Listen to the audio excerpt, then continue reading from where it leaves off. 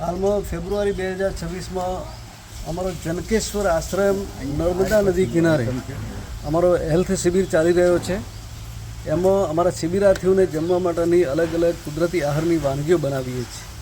જે કોઈ વાનગી રાંધેલી, તળેલી, બાફેલી, શેકેલી નથી હોતી. સૌથી પહેલો ધારો કે અમારો તલનો ચૂરમો છે, આ જે રાંધેલો નથી. અમારું આ સલાડ છે, ટામેટાં, કાકડી, ઘણું બધું મિક્સિંગ કરેલું છે. અમારું આ તરબૂચ છે, એનું સલાડ છે.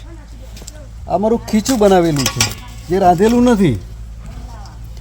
બીજું કે આ સફરજન અને જામફળનું એના પીસીસ છે, અચાર છે. આ મૂળાનું સલાડ છે.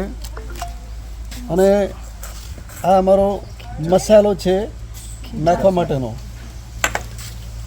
બીજું કે આ અમારી ગ્રીન ચટણી દરરોજ બનતી હોય છે અને આ ચટણી લોકોને ખૂબ જ ભાવતી હોય છે, લોકોને ખૂબ જ ગમતી હોય છે.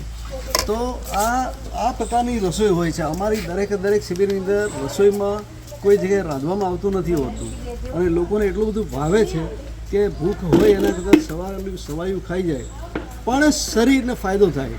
પેલું રાંધેલું ખાઈએ તો શરીરને નુકસાન થાય, પણ આ ખાવાથી શરીરને સંપૂર્ણપણે ફાયદો થતો હોય છે. આગામી માર્ચ મહિનાની અંદર અંબાજી ખાતે અમારો એક શિબિર થવાનો છે.